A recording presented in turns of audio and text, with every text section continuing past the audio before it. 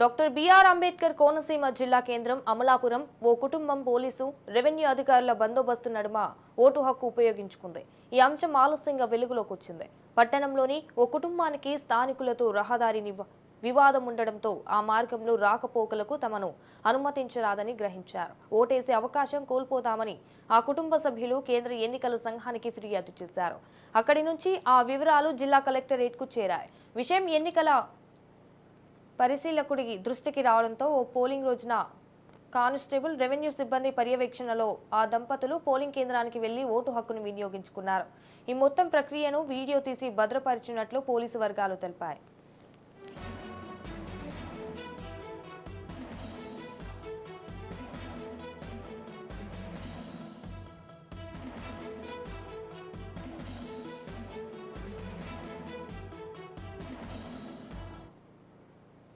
Doctor BR Ambedkar Konaseema జిల్లా కేంద్రం అమలాపురంలో ఓ కుటుంబం పోలీసు రెవెన్యూ అధికారుల బందోబస్తు నడుమ ఓటు హక్కు ఉపయోగించుకుంది.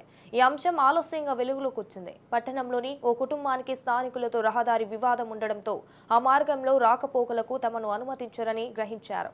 ఓటేసే అవకాశం కోల్పోతామని ఆ కుటుంబ సభ్యులు కేంద్ర ఎన్నికల సంఘానికి ఫిర్యాదు చేశారు. ఇక అక్కడి నుంచి ఆ వివరాలు జిల్లా కలెక్టరేట్కు చేరాయి. విషయం ఎన్నికల పరిశీలకుడి దృష్టికి రావడంతో పోలింగ్ రోజున ఓ కానిస్టేబుల్ రెవెన్యూ సిబ్బంది పర్యవేక్షణలో ఆ దంపతులు పోలింగ్ కేంద్రానికి వెళ్లి ఓటు హక్కును వినియోగించుకున్నారు. ఈ మొత్తం ప్రక్రియను వీడియో తీసి భద్రపరిచినట్లు పోలీస్ వర్గాలు తెలిపాయి.